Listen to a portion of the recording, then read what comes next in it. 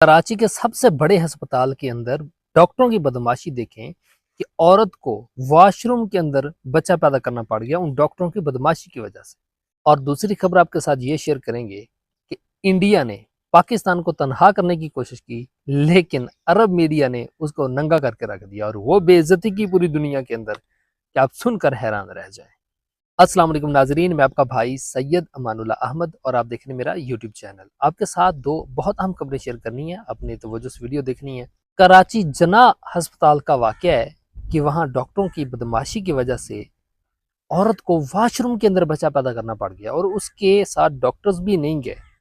Ladies doctors होती हैं वो नहीं गई, लेकिन उसके साथ जो उसकी हमसाइयाँ थी, उसके साथ आई हुई खवातीन थी, उसकी हमदर्द, वो उसको वॉशरूम में लेकर गई। क्योंकि वॉशरूम एक पर्दे की जगह है, लेकिन इसके अलावा फिर अगर और कोई रूम ना मिले तो फिर पर्दे की जगह तो नहीं होती हॉस्पिटल के अंदर, फिर वॉशरूम ही उनको बेहतर लगा कि यहाँ पर बच्चे की पैदाइश करवा लेनी चाहिए। डॉक्टर्स तो बात ही नहीं सुन रहे।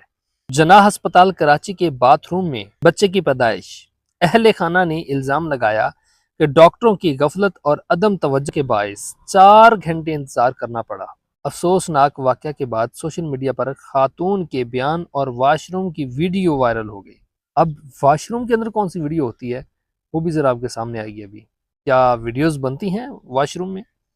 हॉस्पिटल के अंदर क्या वॉशरूम के अंदर भी कैमरे लगे होते हैं? खबर सुनी ना अभी आपने, तो ज़रा आगे गौर करनी है, आपको पता चलेगा कि ये कौन सी वीडियो वॉशरूम की वायरल कैसे होती है। और वॉशरूम की वीडियो वायरल हो गई जबकि तर्जमान जना अस्पताल ने वाक़े को बेबुनाद करार देते हुए कहा कि तहकीकात के लिए इंक्वायरी कमेटी तश्कील दे दी गई है। अब वो देखिएगा कि किस तरह ड्रामा बाजी करते हैं, बात को किस तरह तरोड़ मरोड़ कर पेश करते हैं वाक़े को, ज़रा देखिएगा। तफसीलात के मुताबिक जना अस्पताल कराची में खातून मरीज़ा ने मुबैना तौर पर गायनी वार्ड के वाशरूम में बच्चे को जन्म दिया। ये हकीकत है। अब वो क्या कहते हैं डॉक्टर्स, ज़रा वो भी सुनिएगा। खातून और इसके अहले खाना ने इल्ज़ाम आयद किया कि डॉक्टरों की गफलत और अदम तवज्जो के बायस 4 घंटे इंतज़ार करने के बाद वाशरूम में बच्चे को जन्म दिया और इस दौरान घर की खवातीन ने इनकी मदद की।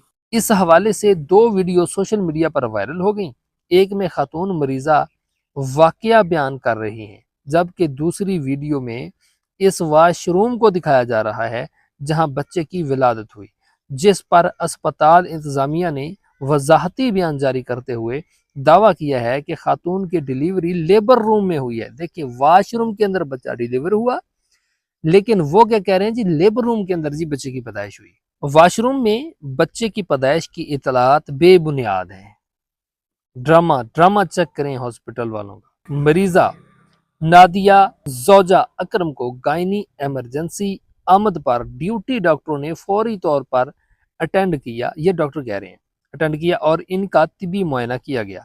क्लिनिकल असेसमेंट के बाद तिब्बी टीम ने मरीजा की सेहत के बेहतरीन मफाद में नॉर्मल डिलीवरी का फैसला किया था, जिसके बाद रात 2:50 पर लेबर रूम के अंदर एक सेहतमंद बच्चे की विलादत हुई। वॉशरूम में डिलीवरी से मुतल्लिक दावे हकीकत पर मबनी नहीं है। हस्पताल अलामी में मजीद कहा गया कि मुआयने के दौरान मरीजा में कुछ हाई रिस्क तिब्बी पेचीदगियाँ बशमूल प्लेटलेट्स की कमी और दीगर गैर मामूली लेबॉर्ट्री पैरामीटर्स पाए गए थे, जिसके बायस इन्हें सख्त तिब्बी निगरानी में रखा गया था।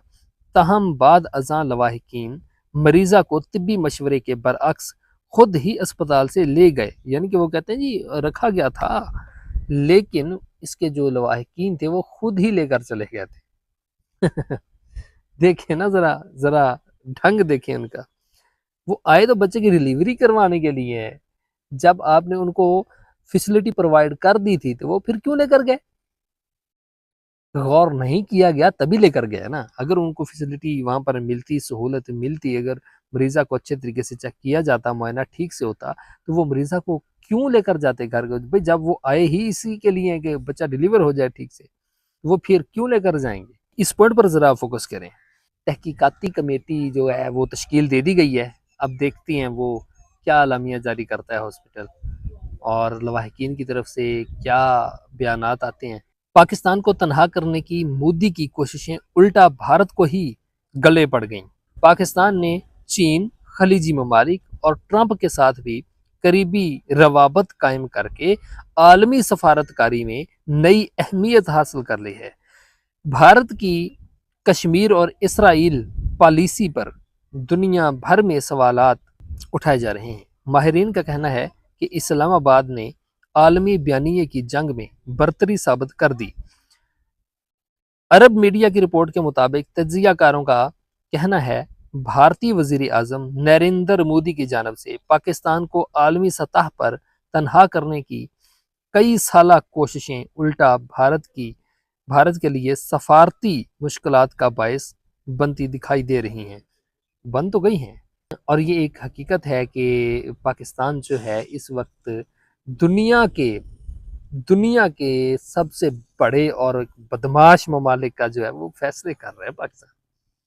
تو سفارتکاری کے لحاظ سے تو پاکستان بہت آگے ہے۔ پاکستان کو اللہ نے بڑی عزتیں دی ہیں، بڑی سرفرازیوں سے نوازا ہے پاکستان کو۔ پاکستان کا نام تو اس سے بھی مزید روشن ہوگا انشاءاللہ۔